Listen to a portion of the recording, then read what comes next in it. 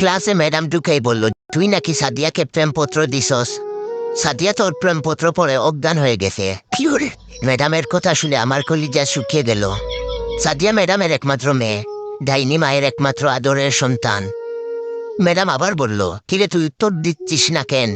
বয়ে আমার পায়ে কাঁপাকাঁপি শুরু হয়ে গেল, যে কোনো সময় প্যান্ট নষ্ট করে ফেলার মতন। জীবনে কখনো ম্যাডামের ক্লাসে পড়া দিয়েছি বলে মনে পড়ে না। কি করে? ম্যাডাম এমনিতেই আমাকে দেখতে পারে না, তার উপর তার মেয়েকে প্রেমপত্র দিয়েছি, সেটা পরে বেচারি অজ্ঞান। ম্যাডাম আমার অবস্থা আজ কি করবে সেটা বুঝার বাকি রইল না। মনে মনে বিপদের দোয়া পড়ছি আর নিজের বুকে ফু দিচ্ছি। কি করে? আল্লাহ এবারের মতন আমাকে বাঁচাও। এরপর থেকে সাদিয়াকে নিজের বোনের চোখে দেখব। ম্যাডাম আস্তে আস্তে এগিয়ে এলো আমার দিকে। ক্লাসের সবাই সার্কাস দেখার অপেক্ষায় আমার দিকে তাকিয়ে আছে। ম্যাডাম আমার কাছে এসে চিঠিটা আমার হাতে দিয়ে বলল, পড়ে শোনা। ম্যাডামের কথা শুনে এবার গলা পর্যন্ত শুকিয়ে কাঠ। আমি লজ্জায় নিচের দিকে তাকিয়ে আছি। ম্যাডাম তার ডাইনি কণ্ঠে চিৎকার করে উঠে বলল, এক্ষণ পড়ে শোনা বলছি। আমি চিঠি হাতে নিয়ে পড়া শুরু করলাম।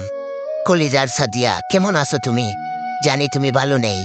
তোমার ডাইনি মায়ের ৪৫ মিনিটের ক্লাস আমাদের দিয়ে অবস্থা করে। আল্লাহ জানে সারাদিন তোমার ওপর ওই ডাইনিটা কত নির্যাতন চালায়। কি করে? তুমি বললে আমি ওনার বিরুদ্ধে মামলা করব। প্রথম দিন তোমাকে দেখেই আমার বুক কেঁপে উঠছিল। সেই কাঁপুনিতে বাংলাদেশ ও মায়ানমারের কিছু অংশ কেঁপে ওঠে। কি করে? অথচ মানুষজন বলে সেটা নাকি ভূমিকম্পের কারণে। কাউকে বিশ্বাস করাতে পারিনি, ওটা আমারই বুকের ভূমিকম্প। তুমি জানো সারাদিন শুধু আমি তোমার কথা ভাবি। এত ভাবনা যদি আমি গণিতের প্রতি দিতাম, তাহলে আইনস্টাইনের মতো আমার পকেটে ২-৪টা নোবেল থাকতো। কিন্তু দেখো, আমি নোবেলের কথা চিন্তা না করে শুধু তোমার কথা চিন্তা করি। কিন্তু তোমার ডাইনি মায়ের জন্য চিন্তাটাও ঠিক মতো করতে পারি না। হঠাৎ করে তোমার মা আমার চিন্তার মধ্যে এসে আমাকে লাঠি পেটা করে আর বলে, ওই তুই আমার মেয়েকে নিয়ে চিন্তা করিস কেন? সেই দিন স্বপ্নে দেখি তোমাকে নিয়ে ছাদে যাচ্ছি হানিমুন করতে। রকেটে আমি আর তুমি লুকোচুরি ফেলছি।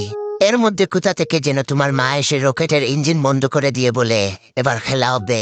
কি বিশ্বাস করো সাদিয়া, তোমার কথা মনে হইলেই এই হৃদয়ের মধ্যে এনার্জি বাল্ব জ্বলে উঠে। তুমি আবার ভেবো না আমি ৩০০ টাকার এনার্জি বাল্ব ১০০ টাকায় কিনেছি শুধুমাত্র কোম্পানি প্রচারের জন্য। কি করে? আমি ফিলিপ বাল্বের কথা বলেছি, যা দিবে তোমাকে শতভাগ আলো ও দীর্ঘদিনের গ্যারান্টি। সাদিয়া বিশ্বাস করে এই মানে। হঠাৎ দোপাস করে কিছু পড়ে যাওয়ার শব্দ পেলাম। সামনে তাকিয়ে দেখি ম্যাডাম অজ্ঞান হয়ে মাটিতে পড়ে গেছে। কি করে? সবাই মিলে দৌড়াদৌড়ি করে ম্যাডামকে তুলে ডাক্তার ডাকতে গেলাম। ম্যাডামের জ্ঞান ফিরলে প্রিন্সিপাল ম্যাডাম আমাকে ডেকে পাঠালেন। উনি বললেন, তুমি নাকি ম্যাডামের মেয়ে সাদিয়াকে চিঠি দিয়েছো।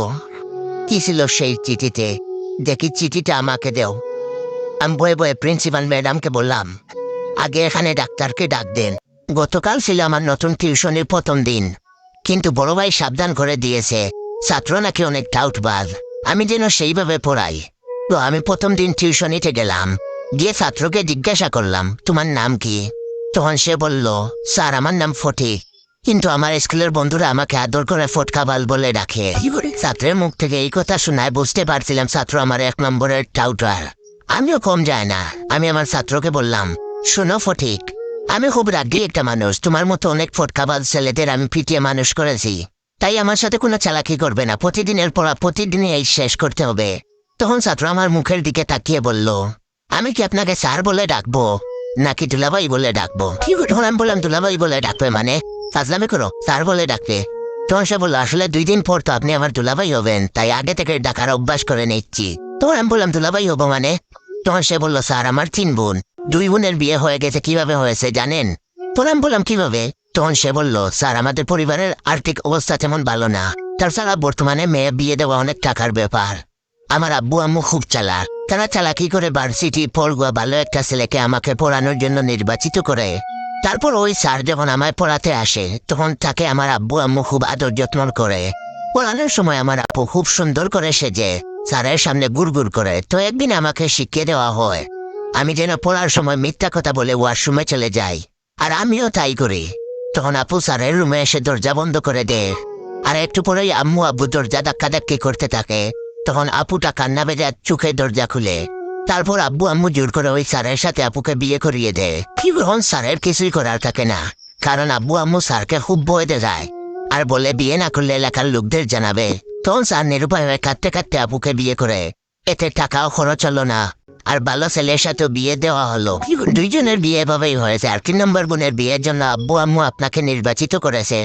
ছাত্রের মুখ থেকে এইসব কথা শোনার পর আমার অবস্থা খুব খারাপ হয়ে যায়।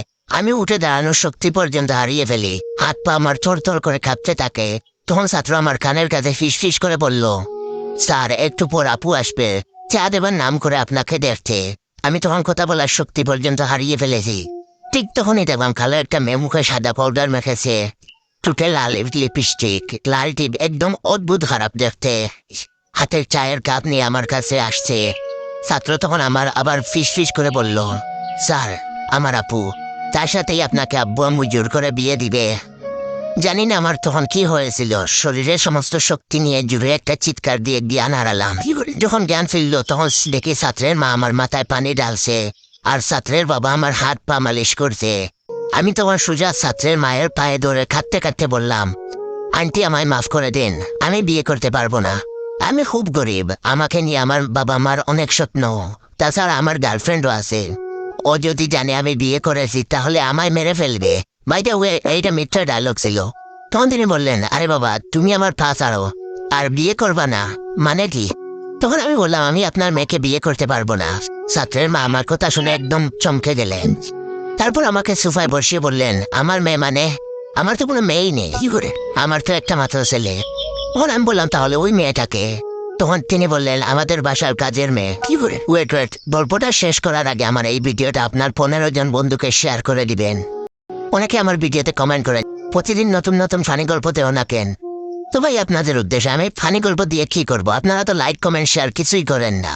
তো যদি চান আমি প্রতিদিন রেগুলার ফানি ফানি গল্প দেই, তাহলে অবশ্যই আমার এই ভিডিওটা আপনার 15 জন বন্ধুকে শেয়ার করে দিবেন, এন্ড কমেন্ট বক্সে বলবেন গল্পটা কেমন লাগছে। এরকম গল্প কি প্রতিদিন চান? যখন আন্টি বললেন ওই মেয়েটা ওনাদের বাসার কাজের মেয়ে, এই কথাটা শোনার পর আমার মাথায় আকাশ ভেঙে পড়ল। শেষে কিনে এই পিচ্ছি ছেলে আমায় খাদ দিয়ে ছাড়লো। আমি তখন ছাত্রের মাকে বললাম, আন্টি ফটিক কোথায়? তখন আন্টি বললেন, ফটিক কে? আমি বললাম, আপনার ছেলে। তখন তিনি বললেন, আমার ছেলের নাম তো পিয়াস, আর তুমি অজ্ঞান হবার পর পিয়াস যেন কোথায় গেল। আমার মাথায় তখন ডিম ডিম করছে। এই ছেলে তো মহা টাউটার। এই বয়সে যেরকম টাউটারি করে, বড় হলে না জানে কি কি করে। আন্টি তখন আমার মাথায় হাত রেখে বলল, বাবা তোমার মনে হয় আজ শরীরটা খারাপ, তুমি বরং আজ চলে যাও, কাল থেকে না হয়ে এসো। আমি রাস্তা দিয়ে হাঁটছি আর ভাবছি, সারা জীবন আমি মানুষদের সাথে ফটকাবাজি করেছি, আর আজ কি না আমার হাঁটুর বয়সী ছেলে আমায় খাদ দিয়ে ছাড়লো।